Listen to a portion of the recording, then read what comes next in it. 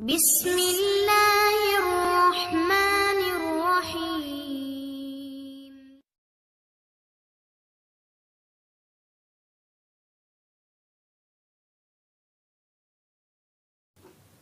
ایک بار ریاض جانے کے لیے 1 گھنٹہ پہلے گھر سے نکلا، لیکن راستے میں رش اور چیکنگ کی وجہ سے میں ایئرپورٹ لیٹ پہنچا۔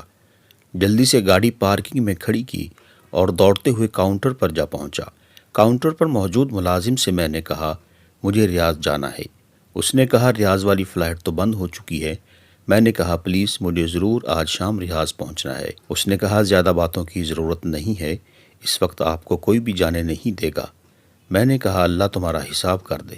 اس نے کہا اس میں میرا کیا قصور ہے؟ میں ایئرپورٹ سے باہر نکلا، حیران تھا کہ کیا کروں، ریاض جانے کا پروگرام کینسل کر دوں یا اپنی گاڑی سٹارٹ کر کے روانہ ہو جاؤں یا ٹیکسی میں چلا جاؤں۔ بہرحال ٹیکسی میں جانے والی بات پر اتفاق کیا۔ ایئرپورٹ کے باہر ایک پرائیویٹ گاڑی کھڑی تھی۔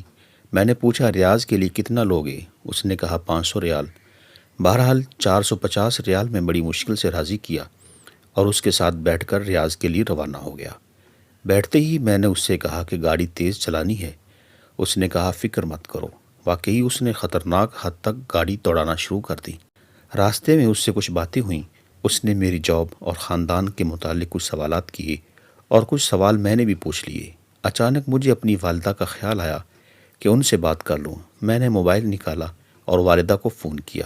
انہوں نے پوچھا بیٹے کہاں ہو؟ میں نے جہاز کے نکل جانے اور ٹیکسی میں سفر کرنے والی بات بتا دی۔ ماں نے دعا دی بیٹے اللہ تمہیں ہر قسم کے شر سے بچا دے۔ میں نے کہا انشاءاللہ جب میں ریاض پہنچ جاؤں گا تو آپ کو اطلاع دے دوں گا۔ قدرتی طور پر میرے دل پر ایک پریشانی چھا گئی اور مجھے ایسا لگ رہا تھا جیسے کوئی مصیبت میرا انتظار کر رہی ہو۔ اس کے بعد میں نے اپنی بیوی کو فون کیا۔ میں نے اسے بھی ساری بات بتا دی اور اسے ہدایت کی کہ بچوں کا خیال رکھے، بالخصوص چھوٹی بچی کا۔ اس نے کہا جب سے تم گئے ہو مسلسل آپ کے بارے میں پوچھ رہی ہے۔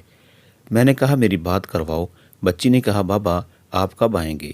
میں نے کہا بھی تھوڑی دیر میں آ جاؤں گا، کوئی چیز چاہیے؟ وہ بولی ہاں میرے لیے چاکلیٹ لے آؤ۔ میں ہنسا اور کہا ٹھیک ہے۔ اس کے بعد میں اپنی سوچوں میں گم ہو گیا کہ اچانک ڈرائیور کے سوال نے مجھے چونکا دیا۔ پوچھا کیا میں سگریٹ پی سکتا ہوں؟ میں نے کہا بھائی تم مجھے ایک نیک اور سمجھدار انسان لگ رہے ہو، تم کیوں خود کو اور اپنے مال کو نقصان پہنچا رہے ہو؟ اس نے کہا میں نے پچھلے رمضان میں بہت کوشش کی کہ سگریٹ چھوڑ دوں لیکن کامیاب نہ ہو سکا۔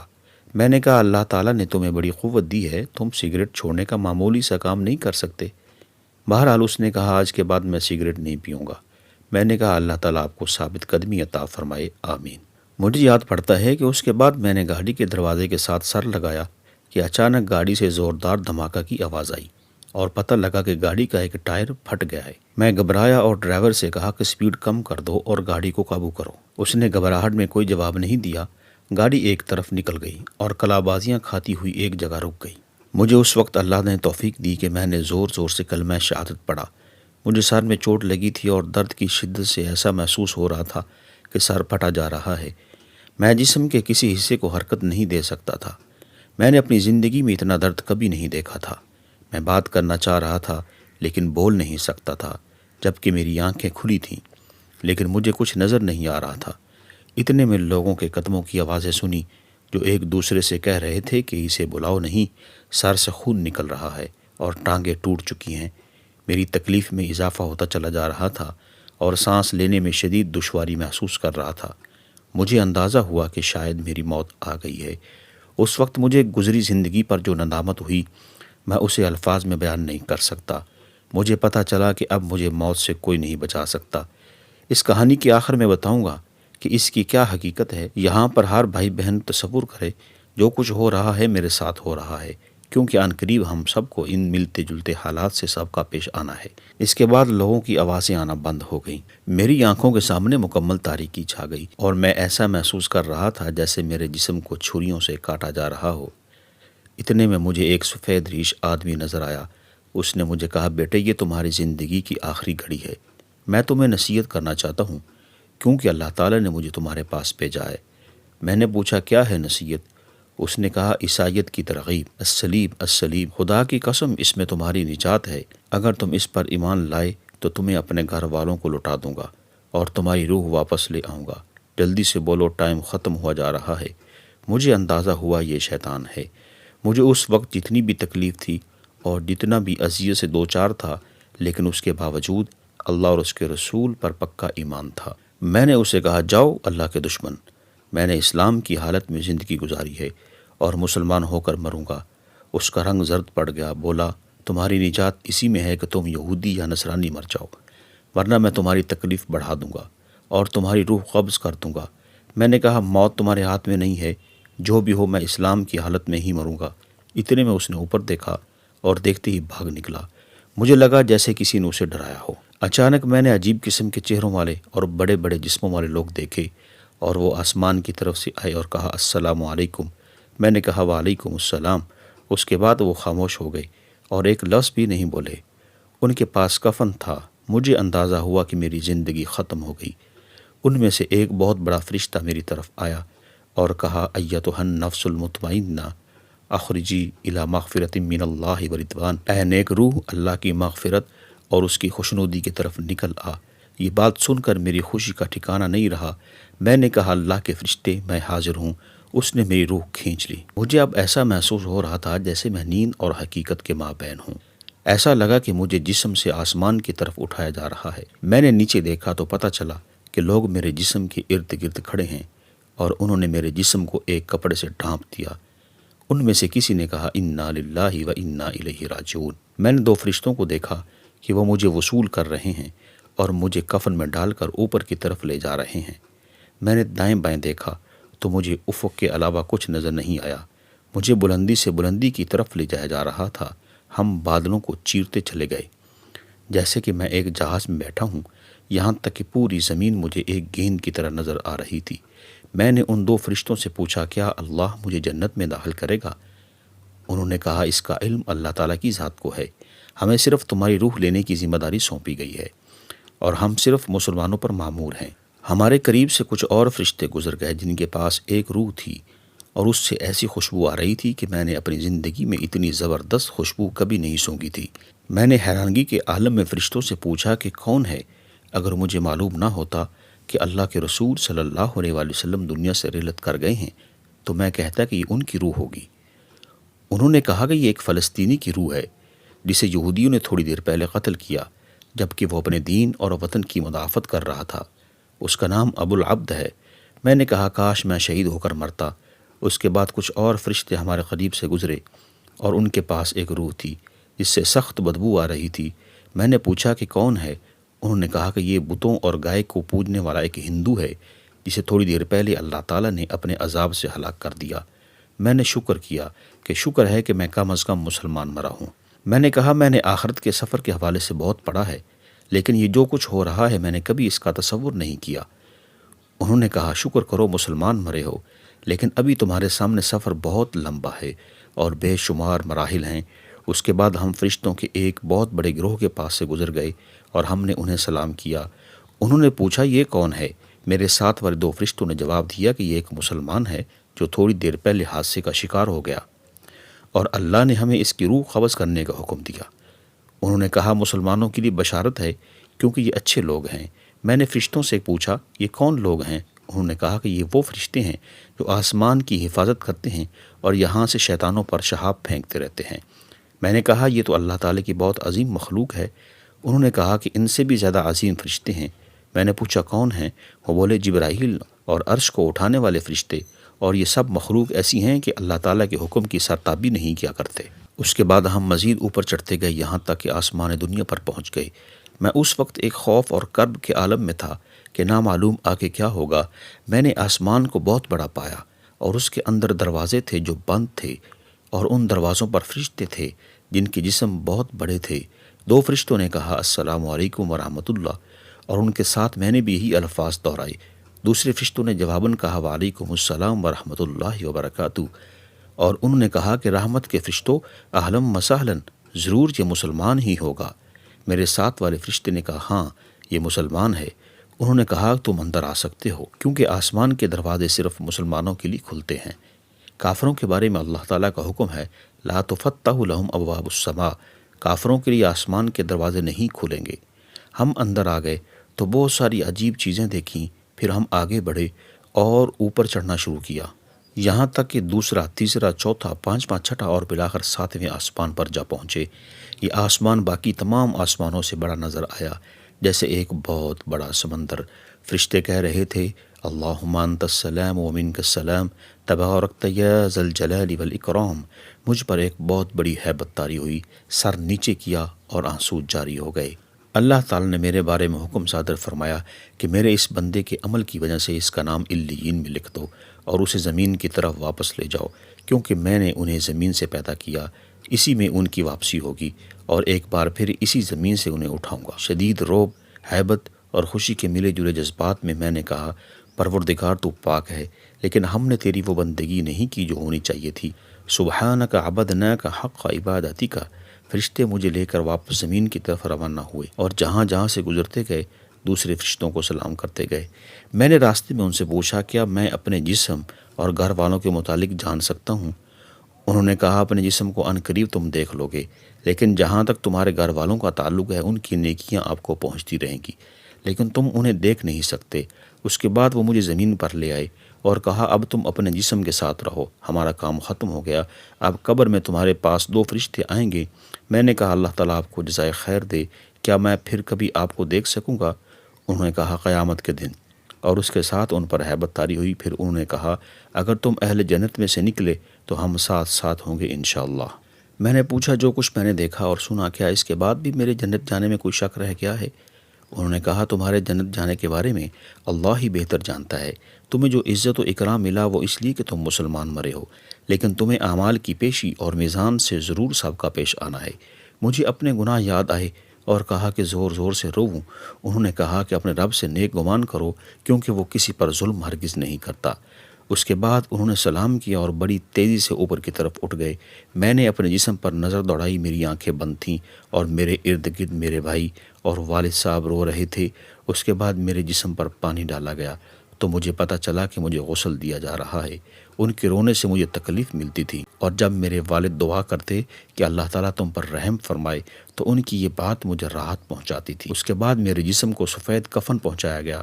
میں نے اپنے دل میں کہا، افسوس، میں اپنے جسم کو اللہ کی راہ میں ختم کرتا، کاش میں شہید مرتا۔ افسوس، میں ایک گھڑی بھی اللہ کے ذکر یا نماز یا عبادت کے بغیر نہ گزارتا۔ کاش میں شب و روز اللہ کی راہ میں مال خرچ کرتا۔ افسوس، ہائے افسوس۔ اتنے میں لوگوں نے میرا جسم اٹھایا۔ میں اپنے جسم کو دیکھ رہا ہوں، لیکن نہ تو اس کے اندر جا سکتا ہوں اور نہ دور ہو سکتا ہوں۔ ایک عجیب سی صورتحال سے دوچار تھا۔ مجھے جب اٹھایا گیا تو جو چیز میرے لیے اس وقت تکلیف دہ تھی وہ میرے گھر والوں کا رونا تھا۔ میرا دل چاہ رہا تھا میں اپنے ابا سے کہہ دوں، ابا جان پلیز رونا بند کر دیں، بلکہ میرے لیے دعا کریں، کیونکہ آپ کا رونا مجھے تکلیف دے رہا ہے۔ میرے رشتہ داروں میں اس وقت جو کوئی میرے لیے دعا کرتا تو اس سے مجھے راحت مل جاتی تھی۔ مجھے مسجد پہنچایا گیا اور وہاں اتارا گیا، اور میں نے سنا کہ لوگ نماز پڑھنے لگے ہیں۔ مجھے شدید خواہش ہوئی کہ میں بھی ان کے ساتھ نماز میں شریک ہو جاؤں۔ میں نے سوچا کہ کتنے خوش قسمت ہیں یہ لوگ کہ نیکیاں کما رہے ہیں، جبکہ میرا عمل نامہ بند ہو گیا ہے۔ نماز ختم ہوئی تو مؤذن نے اعلان کیا، الصلاۃ علی المیت یرحمکم اللہ۔ امام میرے قریب آیا اور نماز جنازہ شروع کی۔ میں حیران ہوا کہ وہاں بہت سارے فرشتے آ گئے جو ایک دوسرے سے باتیں کر رہے تھے کہ نماز پڑھنے والے کتنے لوگ ہیں۔ چوتھی تکبیر میں نے دیکھا کہ فرشتے کچھ لکھ رہے ہیں۔ مجھے اندازہ ہوا کہ وہ لوگوں کی دعائیں لکھ رہے ہوں گے۔ اس وقت میرے دل میں خواہش پیدا ہوئی کہ امام اس رکعت کو مزید لمبی کر دے، کیونکہ لوگوں کی دعاؤں سے مجھے عجیب سی راحت اور سرور مل رہا تھا۔ نماز ختم ہوئی اور مجھے اٹھا کر قبرستان کی طرف لے گئے۔ راستہ میں کچھ لوگ دعا مانگ رہے تھے اور کچھ رو رہے تھے، اور میں حیران و پریشان تھا کہ نامعلوم میرے ساتھ کیا ہونے والا ہے۔ مجھے اپنے تمام گناہ اور غلطیاں اور ظلم اور جو غفلت کی گھڑیاں میں نے دنیا میں گزاری تھیں، ایک ایک چیز سامنے آ رہی تھی۔ ایک شدید ہیبت کا عالم تھا جس سے میں گزر رہا تھا۔ الغرض، قبرستان پہنچا کر مجھے اتارا گیا۔ اس وقت مختلف قسم کی آوازیں سننے میں آئیں۔ کوئی کہہ رہا ہے جنازے کو راستہ دے دو، کوئی کہہ رہا ہے اس طرف سے لے جاؤ، کوئی کہتا ہے قبر کے قریب رکھ دو۔ واللہ میں نے کبھی بھی اپنے بارے میں ایسی باتیں نہیں سوچی تھیں۔ مجھے قبر میں روح اور جسم کے ساتھ اتارا گیا، لیکن انہیں صرف میرا جسم نظر آ رہا تھا، روح نظر نہیں آ رہی تھی۔ اس کے بعد لاہت کو بند کرنا شروع کر دیا۔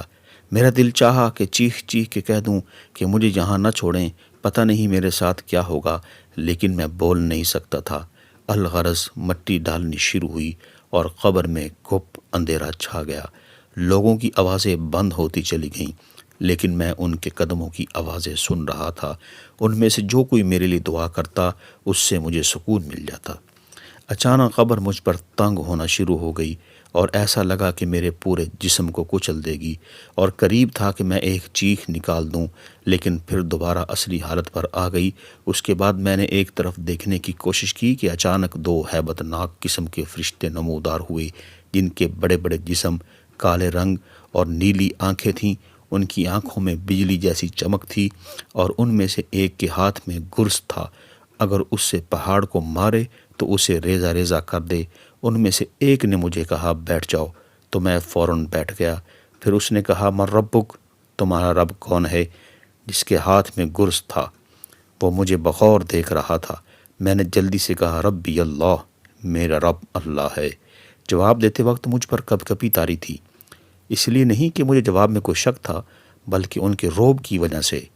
پھر اس نے مزید دو سوال کیے کہ تمہارا نبی کون ہے اور تمہارا دین کون سا ہے، اور الحمدللہ میں نے ٹھیک جوابات دیے۔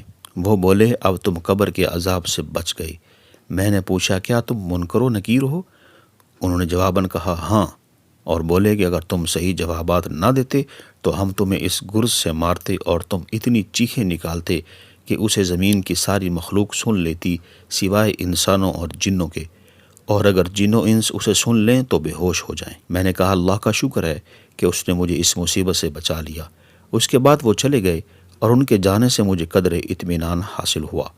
ان کے چلے جانے کے ساتھ ہی مجھے سخت گرمی محسوس ہوئی، اور مجھے لگا کہ میرا جسم جلنے والا ہے، جیسا کہ جہنم سے کوئی کھڑکی کھولی گئی ہو۔ اتنے میں دو اور فرشتے نمودار ہوئے اور کہا السلام علیکم ورحمۃ اللہ وبرکاتہ۔ میں نے جواب دیا وعلیکم السلام ورحمۃ اللہ وبرکاتہ۔ انہوں نے کہا ہم فرشتے ہیں، ہم قبر میں تمہارے اعمال تمہیں پیش کرنے آئے ہیں، تاکہ قبر میں قیامت تک تمہیں اپنی نیکیوں کا جو بدلہ ملنا ہے وہ بدلہ مل جائے۔ میں نے کہا اللہ کی قسم، جس سختی اور اذیت سے میں دوچار ہوں، میں نے کبھی اس کے متعلق سوچا نہیں تھا۔ پھر میں نے پوچھا کیا میں ایک سوال کر سکتا ہوں؟ انہوں نے کہا کر لو۔ میں نے پوچھا کیا میں اہل جنت میں سے ہوں، اور کیا اتنی ساری تکلیفیں جھیلنے کے بعد بھی میرے لیے جہنم جانے کا خطرہ ہے؟ انہوں نے کہا تم ایک مسلمان ہو، اللہ اور اس کے رسول صلی اللہ علیہ وآلہ وسلم پر ایمان لائے ہو، لیکن جنت جانے کا علم ایک اللہ کے علاوہ کسی کو نہیں ہے۔ بہرحال اگر تم جہنم چلے بھی گئے تو وہاں ہمیشہ نہیں رہو گے، کیونکہ تم مومن ہو۔ یہ سن کر میری آنکھوں سے آنسو جاری ہو گئے، اور میں نے کہا اگر اللہ نے مجھے دوزخ بھیج دیا تو پتہ نہیں میں وہاں کتنا عرصہ رہوں گا۔ اس نے کہا اللہ تعالیٰ سے امید رکھو، کیونکہ وہ بہت کریم ہے، اور اب ہم تمہارے اعمال پیش کر رہے ہیں، تمہارے بلوغت کے وقت سے تمہارے ایکسیڈنٹ کے وقت تک۔ انہوں نے کہا سب سے پہلے ہم نماز سے شروع کرتے ہیں، کیونکہ کافر اور مسلمان کے مابین فرق کرنے والی چیز نماز ہے، لیکن فی الحال تمہارے سارے اعمال معلق ہیں۔ میں نے حیرانگی سے پوچھا میں نے اپنی زندگی میں بہت سارے نیک اعمال کیے ہیں، آخر میرے اعمال معلق کیوں ہیں؟ اور اس وقت جو میں اپنے جسم میں دنیا جہاں کی گرمی محسوس کر رہا ہوں، اس کی کیا وجہ ہے؟ انہوں نے کہا اس کی وجہ یہ ہے کہ تمہارے اوپر قرضہ ہے جو تم نے مرنے سے پہلے ادا نہیں کیا ہے۔ میں رو پڑا، اور میں نے کہا کیسے؟ اور یہ جو میرے اعمال معلق ہیں، کیا اس کی وجہ بھی یہی ہے؟ میرا سوال ابھی پورا نہیں ہوا تھا کہ میری قبر میں اچانک روشنی آ گئی، اور ایک ایسی خوشبو پھیل گئی کہ ایسی خوشبو نہ میں نے اپنی زندگی میں کبھی سونگھی اور نہ مرنے کے بعد۔ اس روشنی سے آواز آئی السلام علیکم ورحمۃ اللہ وبرکاتہ۔ میں نے کہا وعلیکم السلام ورحمۃ اللہ وبرکاتہ۔ میں نے پوچھا تم کون ہو؟ اس نے کہا میں سورۃ الملک ہوں، میں اس لیے آئی ہوں کہ اللہ سے تیرے لیے مدد طلب کر دوں، کیونکہ تم نے میری حفاظت کی ہے، اور ہمارے رسول صلی اللہ علیہ وآلہ وسلم نے تمہیں بتا دیا تھا کہ جو کوئی سورۃ الملک پڑھے گا قبر میں وہ اس کے لیے نجات کا ذریعہ ہوگی۔ میں بہت خوش ہوا۔ میں نے کہا میں نے بچپن میں تمہیں حفظ کر لیا تھا، اور میں ہمیشہ نماز میں اور گھر میں تیری تلاوت کیا کرتا تھا، مجھے اس وقت تمہاری اشد ضرورت ہے۔ اس نے کہا اس لیے تو میں آئی ہوں کہ اللہ تعالیٰ سے دعا کر لوں کہ وہ تمہاری تکلیف کو آسانی میں تبدیل کر دے، لیکن تم سے ایک غلطی ہوئی ہے کہ تم نے لوگوں کے قرضے ادا نہیں کیے ہیں۔ میں نے کہا نجات کا کوئی طریقہ ہے؟ اس نے کہا 3 باتوں میں سے کوئی ایک تمہارا مسئلہ حل کر سکتا ہے۔ میں نے جلدی سے کہا وہ کون سے کام ہیں؟ اس نے کہا پہلے یہ بتا دو کہ تم نے کوئی کاغذ لکھ کر چھوڑا ہے جسے دیکھ کر تمہارے ورثاء وہ قرضہ ادا کر دیں؟ ورثاء کا نام سن کر میرے آنسو نکل آئے۔ مجھے تمام گھر والے، امی، ابو، بیوی، بہن، بھائی اور بچے یاد آئے۔ پتہ نہیں میرے بعد ان کا کیا حال ہوگا۔ میری چھوٹی بچی جس کے ساتھ میں نے چاکلیٹ کا وعدہ کیا تھا، اب کون اس کے لیے چاکلیٹ لے کر دے گا؟ میری بیوی کو لوگ بیوہ کہیں گے، کون ان کا خیال رکھے گا؟ سورۃ الملک نے پوچھا، لگ رہا ہے تم کوئی چیز یاد کر رہے ہو۔ میں نے کہا مجھے اپنے اہل و عیال اور بچے یاد آئے کہ میرے بعد ان کا کیا حال ہوگا۔ سورۃ الملک نے کہا، جس نے انہیں پیدا کیا ہے وہی روزی بھی دے گا اور وہی نگہبان بھی ہے۔ سورۃ الملک کی اس بات سے مجھے کافی تسلی حاصل ہوئی۔ اس کے بعد میں نے پوچھا، کیا میں جان سکتا ہوں کہ میرے اوپر ٹوٹل کتنا قرضہ ہے؟ سورۃ الملک نے کہا، میں نے فرشتے سے پوچھا تو اس نے بتایا کہ 1700 ریال۔ 1000 آپ کے دوست کے ہیں جس کا نام ابو حسن ہے، اور باقی مختلف لوگوں کے ہیں۔ میں نے کہا مختلف لوگ کون ہیں؟ اس نے کہا دراصل بلوغت سے لے کر آخری دن تک تم سے کئی بار اس بارے میں کوتاہی ہوئی ہے، اس طرح قرضہ بڑھ گیا۔ مثلا 5 ریال اس دکاندار کے ہیں جس سے آپ نے کوئی چیز خریدی تھی جبکہ آپ کی عمر 15 سال تھی۔ آپ نے اس سے کہا پیسے کل دے دوں گا اور پھر آپ نے نہیں دیے۔ اس طرح لانڈری والے نے آپ سے کپڑے دھلوائے اور اس کو ادائیگی کرنا بھول گئے۔ کرتے کرتے اس نے سارے لوگوں کے نام بتا دیے اور سارے مجھے یاد آئے۔ سورۃ الملک نے کہا کہ لوگوں کے حقوق کو معمولی سمجھنے اور ان سے تساہل برتنے کی وجہ سے بہت سارے لوگوں پر قبر میں عذاب ہوتا ہے۔ تمہیں اپنے رسول صلی اللہ علیہ وآلہ وسلم نے خبر نہیں دی تھی کہ شہید کے اعمال بھی روک لیے جائیں گے جب تک اس کا قرضہ ادا نہیں ہوا ہو؟ میں نے کہا نجات کا کوئی طریقہ ہو سکتا ہے؟ اس نے کہا پہلا حل تو یہ ہے جس کا قرضہ ہے وہ اپنا قرضہ معاف کر دے۔ میں نے کہا ان میں سے اکثر تو ان قرضوں کو بھول گئے ہیں جس طرح میں بھول گیا ہوں، اور ان کو میرے مرنے کی خبر بھی نہیں ہوگی۔ اس نے کہا پھر دوسرا حل یہ ہے کہ تمہارے ورثاء تمہاری طرف سے ادائیگی کر دیں۔ میں نے کہا ان کو میرے قرضوں کی اور میری تکلیف کی کہاں خبر ہے، جبکہ میں نے کوئی وصیت نامہ بھی نہیں چھوڑا، کیونکہ مجھے موت اچانک آ گئی اور مجھے ان ساری مشکلات کا علم نہیں تھا۔ سورۃ الملک نے کہا کہ ایک اور حل ہو سکتا ہے، لیکن میں تھوڑی دیر بعد تمہیں بتا دوں گی، اور اب میں جاتی ہوں۔ میں نے کہا خدا را مت جائیے، کیونکہ تمہارے جانے سے تاریکی ہو جائے گی جو میری موجودہ تکلیف میں اضافے کا باعث بنے گی۔ سورۃ الملک نے کہا میں زیادہ دیر کے لیے نہیں جا رہی، بلکہ تمہارے لیے کوئی حل نکالنے کے لیے جا رہی ہوں۔ اس کے بعد سورۃ الملک چلی گئی اور میں گھپ اندھیرے میں اکیلا رہ گیا۔ ہیبت اور تکلیف کے باوجود میں نے کہا یا ارحم الراحمین، اے اجنبیوں کے مولا اور اے ہر اکیلے کے ساتھی، اس قبر کی تاریکی میں میری مدد کر۔ لیکن فوراً مجھے خیال آیا میں تو دارالحساب میں ہوں، اب دعاؤں کا کیا فائدہ؟ زیادہ دیر نہیں گزری تھی کہ میں نے ایک مانوس آواز سن لی۔ میں نے آواز پہچان لی، یہ میرے والد بزرگوار کی آواز تھی جو کہہ رہے تھے السلام علیکم ورحمۃ اللہ۔ میں نے کہا وعلیکم السلام ورحمۃ اللہ وبرکاتہ، لیکن میرا جواب انہیں کون پہنچائے؟ پھر انہوں نے کہا اللہم اغفر لہ، اللہم ارحمہ، اللہم وسع مدخلہ، اللہم آنس وحشتہ۔ پھر انہوں نے روتے ہوئے کہا اے اللہ، میں اس بیٹے سے راضی ہوں، تو بھی اس سے راضی ہو جا۔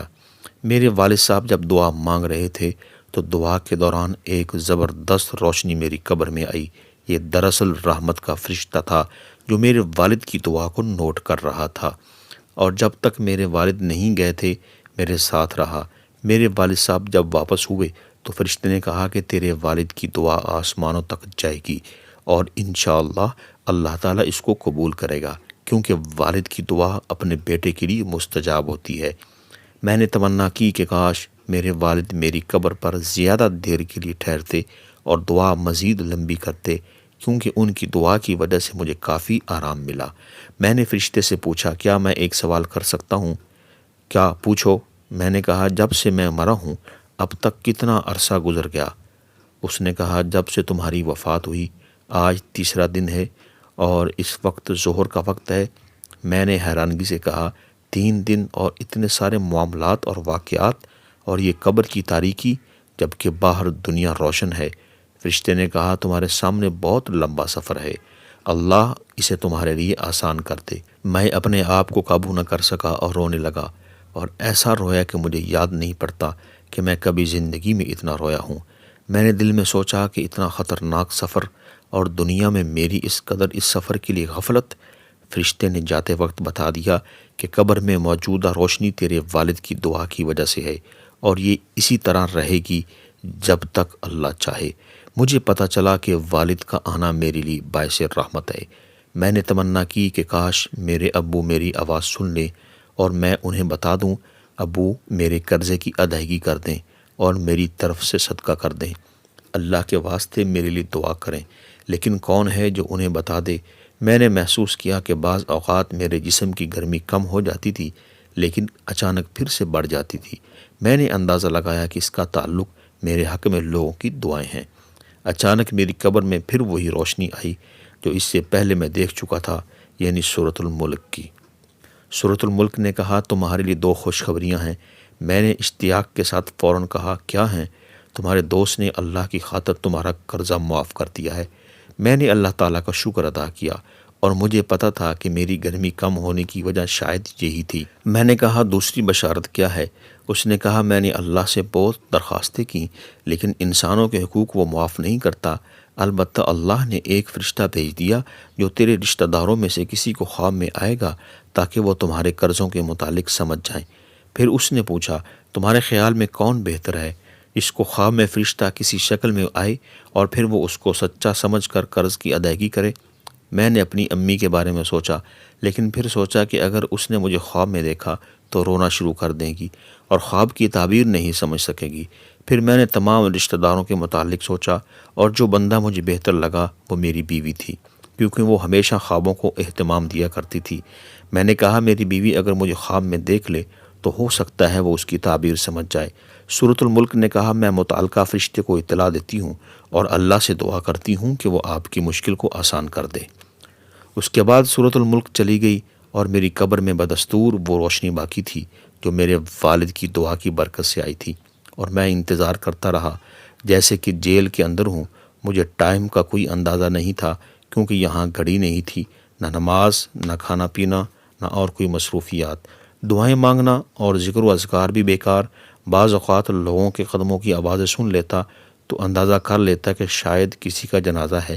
بعض اوقات لوگوں کے ہنسنے کی آوازیں آ جاتی تھیں تو مجھے تعجب ہوتا تھا کہ ان کو اندازہ نہیں ہے کہ ہم کس صورتحال سے دوچار ہیں۔ کافی وقت گزرنے کے بعد اچانک میرے جسم کی گرمی بڑھنی شروع ہوئی اور میں چیخنے لگا تھا۔ ایسا لگ رہا تھا جیسے میں ایک تندور کے اندر ہوں۔ میرے خوف میں اضافہ ہوتا چلا جا رہا تھا لیکن پھر اچانک گرمی کم ہونی شروع ہوئی، یہاں تک کہ بالکل غائب ہو گئی۔ سمجھ میں نہیں آ رہا تھا کہ ایسا کیوں ہو جاتا ہے۔ اس کے بعد ایک بار پھر سورۃ الملک کی روشنی آ گئی اور مجھے کہا، تمہیں مبارک ہو۔ میں نے کہا کہ وہ کیسے؟ اس نے کہا، خوابوں کا فرشتہ تمہاری بیوی کے خواب میں گیا اور تمہاری بیوی نے خواب میں تمہیں ایک سیڑھی پر چڑھتے دیکھا اور دیکھا کہ 7 سیڑھیاں باقی ہیں اور تم پریشان کھڑے ہو کیونکہ آگے نہیں چڑھ سکتے۔ پھر وہ فجر کی نماز سے پہلے اٹھی، تمہاری یاد میں روئی اور صبح ہوتے ہی ایک عورت سے رابطہ کیا جو خوابوں کی تفسیر کرتی ہے اور اسے اپنا خواب سنایا۔ اس عورت نے کہا، ہے بیٹی، تمہارا شوہر قبر میں تکلیف میں مبتلا ہے کیونکہ اس پر کسی کا 1700 ریال قرض ہے۔ تیری بیوی نے پوچھا، کس کا قرض ہے اور ہم کیسے ادا کریں؟ اس نے کہا، مجھے نہیں معلوم، اس بارے میں علماء سے معلوم کرو۔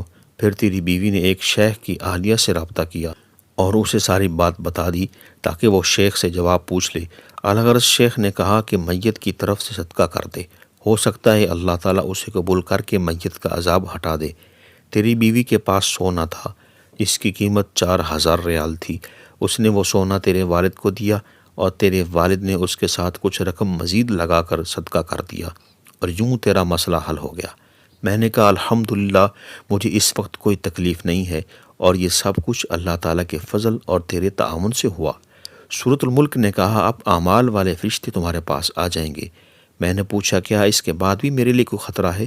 اس نے کہا، سفر بہت لمبا ہے، ہو سکتا ہے اس میں کئی سال لگ جائیں، لہٰذا اس کے لیے تیار رہو۔ سالوں والے جواب نے میری پریشانی میں اضافہ کر دیا۔ سورۃ الملک نے کہا، بہت سارے لوگ صرف اس وجہ سے قبروں میں عذاب جھیل رہے ہیں کہ وہ بعض باتوں کو معمولی سمجھتے تھے جبکہ اللہ کے نزدیک وہ معمولی نہیں ہے۔ میں نے کہا، مثلاً کون سے اعمال؟ اس نے کہا، بہت سارے لوگوں پر قبروں میں اس لیے عذاب ہے کہ وہ پیشاب سے نہیں بچتے تھے اور گندگی کی حالت میں اللہ کے سامنے کھڑے ہوتے تھے۔ اس طرح چغلی، چوری، سود اور مال یتیم کی وجہ سے بہت سارے لوگوں پر عذاب ہو رہا ہے۔ پھر اس نے کہا کہ کچھ لوگوں پر عذاب قبر اس لیے ہے تاکہ قیامت آنے سے پہلے ان کا کھاتا صاف ہو جائے، اور کچھ لوگوں پر قیامت تک عذاب رہے گا اور پھر جہنم میں داخل کیے جائیں گے۔ میں نے کہا اللہ تعالیٰ کی سزا سے بچنے کی کوئی سبیل ہے؟ سورۃ الملک نے کہا کہ عمل تو تمہارا منقطع ہو چکا ہے، البتہ 3 کام ایسے ہیں جو تمہیں اب بھی فائدہ پہنچا سکتے ہیں۔ میں نے پوچھا وہ کیا ہیں؟ اس نے کہا اہل و عیال کی دعا اور نیک عمل۔ اس کے علاوہ کوئی کام اگر تم نے دنیا میں کیا ہے جو انسانوں کے لیے نفع بخش ہو، مثلا مسجد کی تعمیر، تو اس سے تم مرنے کے بعد بھی مستفید ہوگے۔ اس طرح اگر علم کی نشر و اشاعت میں تم نے حصہ لیا ہو تو وہ اب بھی تمہارے لیے نفع بخش ہے۔ میں نے کہا کہ میں کتنا بدبخت ہوں کہ دنیا میں کتنے عمل کے مواقع تھے جس سے میں نے کوئی فائدہ نہیں اٹھایا، اور آج بے یار و مددگار قبر میں پڑا ہوں۔ میرا دل چاہا میں چیخ چیخ کر لوگوں کو پکاروں کہ اے لوگوں، قبر کے لیے تیاری کر لو۔ خدا کی قسم اگر تم لوگوں نے وہ کچھ دیکھا جو میں نے دیکھا تو مسجدوں سے باہر نہیں نکلو گے اور اللہ کی راہ میں سارا مال لگا دو گے۔ سورۃ الملک نے کہا مردہ لوگوں کی نیکیاں عام طور پر شروع کے دنوں میں بہت ہوتی ہیں، لیکن اس کے بعد رفتہ رفتہ وہ کم ہوتی چلی جاتی ہیں۔ میں نے پوچھا کیا یہ ممکن ہے کہ میرے گھر والے اور میرے رشتہ دار مجھے بھول جائیں گے؟ مجھے یقین نہیں آ رہا ہے کہ وہ اتنی جلدی مجھے بھول جائیں گے۔ اس نے کہا نہیں، ضرور ایسا ہوگا، بلکہ تم دیکھو گے کہ شروع میں تمہاری قبر پر تمہارے اہل و عیال زیادہ آئیں گے، لیکن جب دن ہفتوں میں، ہفتے مہینوں میں اور مہینے سالوں میں تبدیل ہوں گے تو تمہاری قبر پر آنے والا ایک بندہ بھی نہیں ہوگا۔ یاد آیا کہ جب ہمارے دادا کا انتقال ہوا تھا تو ہم ہر ہفتے اس کی قبر پر جایا کرتے تھے، پھر ہر مہینے میں ایک بار، پھر ہم انہیں بھول گئے۔ جب میں زندہ تھا تو مردوں کو بھول جاتا تھا، لیکن آج میں خود اس حالت کو پہنچ چکا ہوں۔ دن، ہفتے اور مہینے گزرتے گئے اور میری مدد کے لیے کوئی نہ تھا سوائے چند اعمال کے جو مجھے پہنچتے تھے، یا میرے والد، بھائیوں اور دوسرے رشتہ داروں کا میری قبر پر آنا جو رفتہ رفتہ کم ہوتا گیا۔ زیادہ تر مجھے اپنی والدہ کی دعا پہنچتی رہی جو وہ تہجد میں میرے لیے کیا کرتی رہیں۔ بخدا وہ دعا میرے لیے طمانینت کا باعث ہوتی تھی۔ نیک اعمال کا آنا کم ہوتا چلا گیا۔ نامعلوم کیا وجہ تھی کہ سورۃ الملک کا آنا بھی بند ہو گیا۔ میری قبر میں پھر اندھیرا چھا گیا۔ مجھے بعض گناہ یاد آئے جو میں نے کیے تھے۔ ایک ایک دن، ایک ایک گھڑی یاد آ رہی تھی۔ مجھے اپنے گناہ پہاڑ کے برابر لگ رہے تھے۔ اپنے آپ کو ملامت کر رہا تھا، کتنے گناہ ہیں جو میں نے بڑی دلیری سے کیے تھے، کتنی نمازیں ہیں جو میری فوت ہو گئیں، کتنی فجر کی نمازیں ہیں جو میں نے غفلت کی وجہ سے نہیں پڑھی ہیں۔ سارے گناہ یاد کر کے میں اتنا رویا کہ مجھے ٹائم کا چونکہ اندازہ نہیں تھا، اس لیے اگر میں کہہ دوں کہ مہینوں رویا ہوں گا تو مبالغہ نہیں ہوگا۔ ایک دن اچانک ایسی روشنی آئی جیسے سورج نکل چکا ہو، اور میں نے فرشتوں کی آوازیں سنی کہ وہ ایک دوسرے کو مبارکباد دے رہے ہیں۔ میری سمجھ میں نہیں آ رہا تھا کہ کیا ہو چکا ہے۔ اچانک میرے پاس سورۃ الملک آئی اور خوشخبری سنا دی۔ سورۃ الملک نے بتایا کہ رمضان المبارک کا مہینہ شروع ہو گیا ہے، اور یہ رحمت اور معافی کا مہینہ ہے، اور اس مہینے میں بہت سارے مردے مسلمانوں کی دعاؤں کی برکت سے نجات پا لیتے ہیں۔ میں بہت خوش ہوا۔ اللہ تعالیٰ انسانوں پر کتنا مہرباں ہے، لیکن انسان ہے کہ گمراہی پر تلا ہوا ہے۔ سورۃ الملک نے بتایا کہ اللہ تعالیٰ کسی کو آگ میں نہیں ڈالنا چاہتا، لیکن یہ انسانوں کی اپنی حماقت ہوتی ہے کہ وہ ایسے گناہ کر جاتے ہیں جو اس کی سزا کا موجب ہوتے ہیں۔ پھر اس نے کہا کہ اب تھوڑی دیر بعد مسلمان نماز پڑھیں گے اور تم ان کی آوازیں سنو گے۔ سورۃ الملک چلی گئی اور میری قبر میں بدستور روشنی تھی، اور میں نے پہلی بار مسجد سے آنے والی آواز سن لی۔ اپنی زندگی کو یاد کیا اور تراویح کو یاد کیا تو بہت رویا۔ میں نے سنا کہ لوگ نماز پڑھ رہے ہیں، اور پھر میں نے امام کی دعا سن لی۔ دعا سے مجھے بہت سکون ملا، اور میں نے تمنا کی کہ امام دعا کو طول دے دے، اور میں نے محسوس کیا کہ وہ دعا سیدھی قبول ہو رہی ہے، کیونکہ مجھے اس سے کافی خوشی اور راحت مل رہی تھی۔ میں روتا جا رہا تھا اور ساتھ ساتھ آمین پڑھتا جا رہا تھا۔ اس طرح رمضان کا سارا مہینہ بہت سکون اور راحت سے گزرا۔ پھر ایک دن میری قبر میں انسان کی شکل میں ایک آدمی آیا جس سے بہت تیز خوشبو آ رہی تھی۔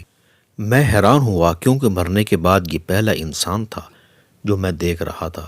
اس نے مجھے سلام کیا اور جواب میں وعلیکم السلام کہا۔ اس نے کہا میں تمہیں بشارت دیتا ہوں کہ اللہ تعالیٰ نے تمہارے گناہ معاف کیے ہیں۔ میں نے کہا اللہ آپ کو جزائے خیر دے، آپ کون ہیں؟ میں پہلی دفعہ قبر میں انسان کی شکل دیکھ رہا ہوں۔ اس نے کہا میں انسان نہیں ہوں۔ میں نے پوچھا تو کیا آپ فرشتے ہیں؟ بولا نہیں، میں دراصل تمہارا نیک عمل ہوں۔ تمہاری نمازیں، تمہارے روزے، حج، انفاق فی سبیل اللہ اور صلہ رحمی وغیرہ وغیرہ کو اللہ تعالیٰ نے اس شکل میں تمہارے پاس بھیجا ہے۔ میں بہت خوش ہوا اور اللہ کا شکر ادا کیا۔ میں نے پوچھا تم اتنے لیٹ کیوں آئے؟ اس نے کہا تمہارے گناہ اور تمہارے قرضے میری راہ میں رکاوٹ تھے، اور جب اللہ تعالیٰ نے معافی کا اعلان کر دیا تو میرے لیے راستہ کھل گیا۔ میں نے پوچھا تو کیا اس معافی کے بدلے میں اللہ تعالیٰ مجھے جنت دے گا؟ اس نے کہا یہ بات اللہ تعالیٰ کے علاوہ کوئی نہیں جانتا۔ پھر اس نے کہا قیامت کے دن میزان سے تمہاری جنت اور دوزخ جانے کا پتہ چلے گا۔ اس کے بعد عمل صالح نے کہا کہ تمہارے کچھ نیک اعمال بالکل زندگی کی آخری گھڑیوں میں کام آ گئے۔ میں نے پوچھا وہ کیا ہیں؟ اس نے کہا اگر تمہیں یاد ہو تو مرتے وقت اللہ تعالیٰ نے تمہیں توفیق دی اور تم نے کلمہ شہادت پڑھا۔ تمہیں اندازہ نہیں ہے کہ فرشتوں کو کتنی خوشی ہوئی کہ تمہاری زندگی کا خاتمہ توحید پر ہوا، جبکہ شیطان تمہیں نصرانیت اور یہودیت کی تلقین کر رہا تھا۔ اس وقت تمہارے ارد گرد دو قسم کے فرشتے موجود تھے، ایک وہ جو مسلمانوں کی روحیں قبض کرتے ہیں اور کچھ وہ جو کافروں کی روحیں قبض کرتے ہیں۔ جب تم نے کلمہ پڑھا تو وہ فرشتے چلے گئے جو کافروں کی روحیں قبض کرتے ہیں، اور پھر انہوں نے تمہاری روح قبض کر لی۔ میں نے پوچھا اس کے علاوہ بھی کوئی نیکی ہے؟ اس نے کہا ہاں، جب تم نے ڈرائیور کو سگریٹ چھوڑنے کی نصیحت کی تو آج جو خوشبو تم سونگھ رہے ہو اس نصیحت کی بدولت ہے۔ اس کے علاوہ اپنی والدہ کو تمہاری کال اور اس کے ساتھ جو بھی تم نے باتیں کیں، اللہ تعالیٰ نے ہر بات کے بدلے تمہارے لیے نیکیاں لکھ دیں۔ مجھے یاد آیا جو باتیں میں نے والدہ سے کہی تھیں، مجھے پتہ ہوتا تو میں ان باتوں میں گھنٹہ لگا دیتا۔ پھر عمل صالح نے بتایا کہ زندگی کے آخری وقت میں ایک گناہ بھی تمہارے کھاتے میں لکھا گیا ہے۔ میں حیران ہوا اور پوچھا وہ کیسے؟ عمل صالح بولا تم نے بچی سے کہا میں تھوڑی دیر میں آ جاؤں گا، اس طرح تم نے اسے جھوٹ بول دیا، کاش مرنے سے پہلے تم توبہ کر لیتے۔ اس طرح تم نے اسے جھوٹ بول دیا، کاش مرنے سے پہلے تم توبہ کر لیتے۔ میں رویا۔ میں نے کہا اللہ کی قسم میرا ارادہ جھوٹ کا نہیں تھا، بلکہ میرا خیال یہ تھا کہ اس طرح وہ میرے آنے تک صبر کر لے گی۔ اس نے کہا جو بھی ہو آدمی کو سچ بولنا چاہیے، کیونکہ اللہ تعالیٰ سچے لوگوں کو پسند کرتا ہے اور جھوٹ بولنے والوں کو ناپسند کرتا ہے، لیکن لوگ اس میں بہت تساہل اور غفلت کا مظاہرہ کرتے ہیں۔ پھر اس نے کہا تمہاری وہ بات بھی گناہ کے کھاتے میں لکھ دی گئی جو تم نے ایئرپورٹ میں کاؤنٹر پر بیٹھے ہوئے شخص سے کہہ دی کہ اللہ تمہارا حساب کر دے۔ اس طرح تم نے ایک مسلمان کا دل دکھایا۔ میں حیران ہو گیا کہ اتنی معمولی باتیں بھی ثواب اور گناہ کا باعث بنی ہیں۔ عمل صالح نے مزید بتایا کہ یہ انسانوں پر اللہ تعالیٰ کا بہت بڑا احسان ہے کہ جب وہ ایک نیکی کریں تو اللہ تعالیٰ اسے 10 گنا بلکہ 700 گنا بڑھا دیتا ہے، اور بہترین اعمال وہ ہیں جو اللہ تعالیٰ کو زیادہ محبوب ہیں۔ میں نے کہا 5 وقت نماز کے بارے میں کیا خیال ہے؟ عمل صالح نے کہا کہ نماز، زکوٰۃ، صیام، حج وغیرہ تو فرائض ہیں، میں ان کے علاوہ بھی تمہیں ایسے اعمال بتا دوں گا جو اللہ تعالیٰ کو بہت محبوب ہیں۔ میں نے کہا وہ کیا ہیں؟ بولا تمہاری عمر جب 20 سال تھی تم عمرے کے لیے رمضان کے مہینے میں گئے تھے، تم نے وہاں 100 ریال کی افطاری خرید کر لوگوں میں بانٹی تھی، اس کا بہت اجر تم نے کمایا ہے۔ اس طرح ایک بار بوڑھی عورت کو کھانا کھلایا تھا، وہ بوڑھی ایک نیک عورت تھی، اس نے تمہیں جو دعائیں دی اس کے بدلے اللہ تعالیٰ نے تمہیں بہت نیکیاں اور اجر دیا ہے۔ میں تمہیں ایک اور بات بتا دوں، ایک بار تم مدینہ جا رہے تھے کہ راستے میں تمہیں ایک آدمی کھڑا ملا جس کی گاڑی خراب ہوئی تھی، تم نے اس کی جو مدد کی اللہ تعالیٰ کو تمہاری وہ نیکی بہت پسند آئی اور تمہیں اس کا بہت بڑا اجر ملا ہے۔ اس کے بعد میری قبر کھل گئی اور اس میں بہت زیادہ روشنی آ گئی اور فرشتوں کے گروہ در گروہ آتے ہوئے نظر آئے۔ عمل صالح نے ایک بہت بڑی خوشخبری سنا دی کہ آج سے تمہارا ایک مہربان آ رہا ہے جو تم سے بہت محبت کرتا ہے اور تم اس سے محبت کرتے ہو۔ تھوڑا وقت ہی گزرا کہ میری قبر کو چاروں طرف سے کشادہ کیا جا رہا ہو اور انتہائی خوشگوار اور خوشبودار جھونکے آنا شروع ہو گئے۔ ایک وجیح صورت، نورانی شکل بزرگ میری قبر میں تشریف لے آئے۔ السلام علیکم ورحمۃ اللہ وبرکاتہ کہا۔ میں نے جواب میں عرض کیا وعلیکم السلام ورحمۃ اللہ وبرکاتہ۔ وہ آتے ہی میرے دائیں جانب سر کے پاس بیٹھ گئے اور فرمانے لگے اہلاً و سہلاً مرحبا بکم، مبارک ہو، اللہ نے قیامت تک میری ڈیوٹی لگا دی ہے کہ میں تمہارے ساتھ رہوں۔ میں نے عرض کی، آپ پہلے یہ تو بتائیں کہ آپ ہیں کون؟ دیکھے جانے پہچانے سے لگتے ہیں۔ وہ بولے، مجھے نہیں پہچانتے؟ میں قرآن ہوں، مجھے تم روزانہ تلاوت کرتے تھے، میری کچھ آیات تم نے اپنے سینے میں بھی محفوظ کر رکھی ہیں، لہٰذا اب تو چاہے تو میں تیرے ساتھ باتیں کرتا رہوں یا آیت در آیت تیرے سامنے آ جاتا ہوں تو میری تلاوت کرتا رہے۔ اچانک اس نے اپنا چمکتا ہوا ہاتھ میری پیشانی پر رکھ دیا۔ اس کی ایک سرد لہر میرے پورے بدن میں سرایت کر گئی، ایک عجیب سا لطف، ایک سحر انگیز نشہ جو میں نے پوری زندگی محسوس نہیں کیا تھا۔ مجھے جنتی پوشاک پہنا دی گئی، میرے پورے بدن سے طرح طرح کی خوشبو مہکتی۔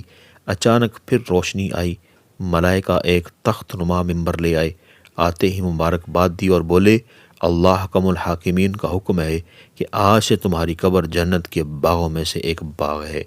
اب میری قبر ایک کائنات تھی، قبرستان کی نیک روحیں مجھ سے ملاقات کرنے آتیں، ہم طویل مدت کے لیے ملاقاتیں کرتے، اپنی اپنی نیکیوں کا تذکرہ کرتے اور اللہ کے اکرام اور مہمان نوازی کا شکر ادا کرتے۔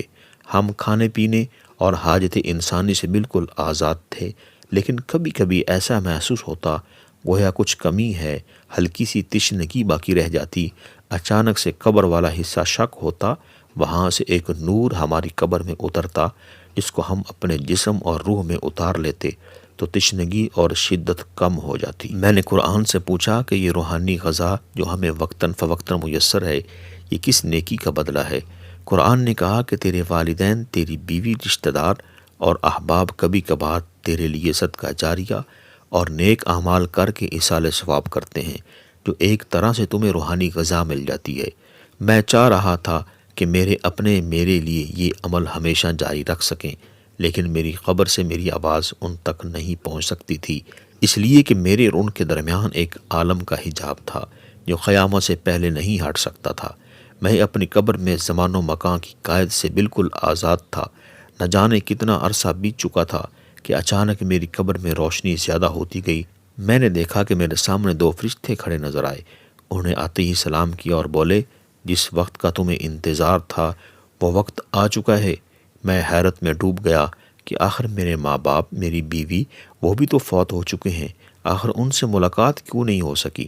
جب دوسرے قبرستان والوں کی ارواح سے میں ملاقات کر سکتا ہوں تو اپنوں سے کیوں نہیں؟ فرشتے سے استفسار پر جواب ملا کہ یہ اللہ کی ذات پر موقوف ہے، وہ جس سے جب چاہے ملاقات کروا دے، انشاءاللہ تمہارے اپنے اب میدان معاشر میں ہی ملیں گے۔ یہ کہہ کر فرشتے غائب ہو گئے۔ اچانک سے ایک خوفناک آواز بلند ہونا شروع ہو گئی جو مسلسل بڑھتی ہی جا رہی تھی۔ آواز کی شدت سے میں بے چین ہو رہا تھا۔ آخرکار میری قوت سماعت جواب دے گئی، مجھے میری ذات سے محو کر دیا گیا۔ نہ جانے اس عالم محو میں مجھ پر کتنا عرصہ بیت گیا، مجھے بس اتنا ادراک ضرور تھا کہ میری ذات کے فنا کے ساتھ پوری کائنات، زمین، آسمان، عالم مشاہدات کے ساتھ ساتھ ان قدسیوں کو بھی عالم محویت سے گزرنا پڑا ہوگا۔ جب میری روح عالم فنا سے بقا کی طرف لوٹنا شروع ہو گئی تو میری سماعتوں کے ساتھ وہی آواز ٹکرا رہی تھی۔ میں نے عجیب منظر دیکھا کہ لوگ حشرات الارض کی طرح اپنی اپنی قبروں سے خروج کر رہے ہیں اور بکھرے پتنگوں کی طرح ایک نہایت ہموار میدان، بالکل ہماری زمین کی طرح جیسے پگھلتا ہوا تانبا اور سورج کے جیسا ایک انتہائی تپش انگیز آگ کے فوارے ابلتا ہوا بالکل میرے سر کے اوپر سوا نیزے کی دوری پر اس میدان کی طرف جلدی کرتے ہوئے چلے جا رہے ہیں۔ میں بھی جلدی کرتا ان لوگوں سے پہلے پہنچنے کی کوشش کر رہا تھا۔ جب وہاں پہنچا تو اتنی خلقت کہ گویا کہ لوگوں کے سروں کے سمندر جس کی کوئی حد نہیں۔ میں چلا چلا کر لوگوں سے پوچھنا چاہتا تھا کہ آخر یہ کون سا عالم، لیکن ہر زبان خاموش، تماشائی بنی ہوئی، آنکھیں پھٹی پھٹی اوپر کی جانب لگی اور چلے ہی جا رہے تھے۔ سب لوگ اس وسیع اور لامحدود میدان میں جمع ہو کر اوپر کی ٹک ٹکی بند کر دیکھے ہی جا رہے تھے۔ میں بھی ان کے ساتھ اوپر کی طرف دیکھنے لگ گیا۔ شدت گرمی کی وجہ سے میں پسینے میں ڈوبا جا رہا تھا۔ اچانک میرے سامنے ایک ٹھنڈی روشنی کی تیز لہر دوڑ گئی۔ میں نے دیکھا کہ ایک نورانی صورت میرے سامنے ہے۔ وہ کہہ رہی تھی، تمہیں جان لینا چاہیے کہ آج کا دن تمہاری دنیا کے حساب سے 50,000 سال کا دن ہے اور یہ جگہ میدان محشر ہے جو قیامت کا دن ہے۔ آج ہر ایک سے سوال ہوگا اور سب کو اپنا حساب دینا پڑے گا۔ میں نے پوچھا آپ اتنی نورانی شکل و صورت والے کون ہیں کہ تمہارے کلام سے مجھے کافی تسلی حاصل ہوئی؟ وہ بولا میں اللہ کا مقدس کلام قرآن ہوں۔ دنیا میں جتنا بھی مجھے تم نے پڑھا اور عمل کیا، آج اس سے زیادہ میں قدم قدم پر تمہارے ساتھ رہوں گا، پریشان مت ہونا۔ میں نے کہا ٹھیک ہے۔ آواز آئی تمام لوگ اپنا اپنا اعمال نامہ پیش کریں، حساب و کتاب شروع ہوگا۔ دنیا کی زندگی میں ایک ایک نعمت کا سوال ہوگا، اچھے برے عملوں کا حساب دینا پڑے گا۔ میں لرز کے رہ گیا، یا اللہ۔